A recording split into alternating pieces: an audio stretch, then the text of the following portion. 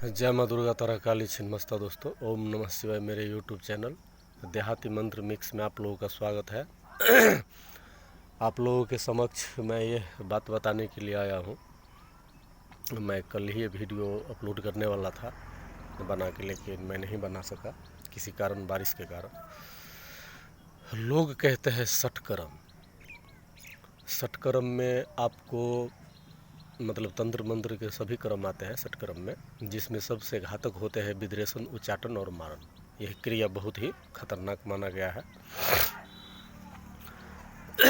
वैसे तो तंत्र मंत्र के लाइन में मैं कुछ भी नहीं हूँ, मतलब 1% भी नहीं हूँ।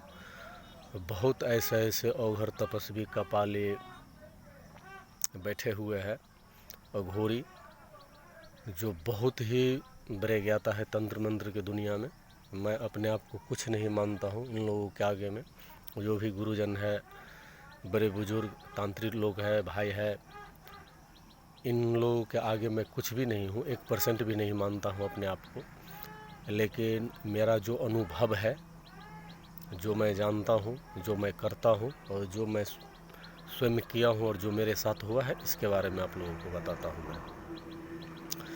मारण, उच्चाटन, विद्रेषण, यह क्रिया कहने के लिए तो बहुत बड़ी क्रिया है और वास्तव में बहुत बड़ी क्रिया है। ये बहुत सारे पापड़ बेलने पड़ते हैं इस कर्म को करने के लिए।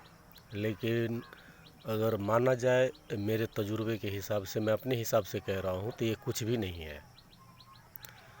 तंत्र मंत्र के लाइन में जितने भी क्रिया है, सबसे आसान और सबसे मामूली क्रिया है ये विद्रेषण, उच्चाटन और मारण। ये मैं इसलिए कह रहा हूँ कि मामूली है मेरे हिसाब से, और ये बहुत बड़ी क्रिया भी है। इसीलिए आपको हर एक आदमी के पास यह क्रिया नहीं मिलेंगे। तो ये बहुत बड़े भी है, और अगर देखा जाए मेरे नज़र से तो ये कुछ भी नहीं है, बहुत छोटा सा क्रिया है। लेकिन इसमें सबसे बड़ी समस्या ये है कि अगर हम किसी को मारण, उच्चाटन और विद्रेषण करते हैं तो इसमें ज़्यादातर संभावना रहती है कि यह विद्या वापस आकर के हमारे ऊपर ही अटैक हो जाती है। ऐसा मेरे साथ 2 बार हुआ है। लेकिन माता भगवती, 10 महाविद्या, नव दुर्गा, जगत पिता, जगत माता महाकाली, महाकाल के आशीर्वाद से मैं बच गया हूँ।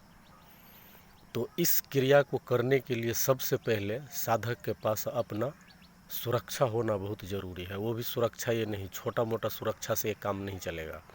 आपके पास कोई भारी कवच होना चाहिए, जैसे 10 महाविद्या की या महाकाल की, भगवान शिव की, विष्णु, बजरंगबली की, भैरव की, मतलब बहुत उच्च कोटि के आपके पास कवच होना चाहिए।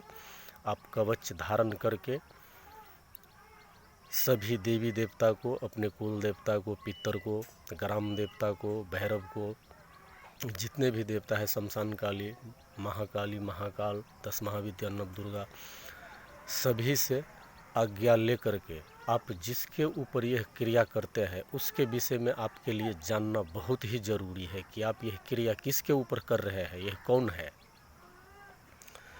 इसके बाद अगर आप इस क्रिया को करते हैं तो आप सफल हो पाएंगे। अगर अगले व्यक्ति के पास कोई देवी देवता अगर कारगर है, वो भक्ति भाव में है, यानी कि पूजा पाठ से ताल्लुकात रखते हैं, तो आप जो भी विद्या उसके ऊपर वार करेंगे वो विद्या पलटकर वापस आने की खतरा रहती है। वो विद्या अगर पलट जाए तो आपकी जान जा सकती है, अगर आपके पास हाई पावर का सुरक्षा कवच नहीं है तो। ऐसा होता है। ये मेरा पूरा अपना जीवन का अनुभव है और मेरे साथ हुआ है कई बार, तो इसलिए मैं आप लोगों को बता देता हूँ। तो इसीलिए मैं कहता हूँ कि ये क्रिया कुछ भी नहीं है, लेकिन यह बहुत बड़ी क्रिया है। तो आप लोगों से निवेदन है कि ऐसा काम ना करें, मारण, उच्चाटन, विद्रेषण, इस क्रिया के चक्कर में ना फंसे, नहीं तो लेने के देने पड़ जाएंगे। आप खुद अपने जान से जा सकते हैं। आप अपने जान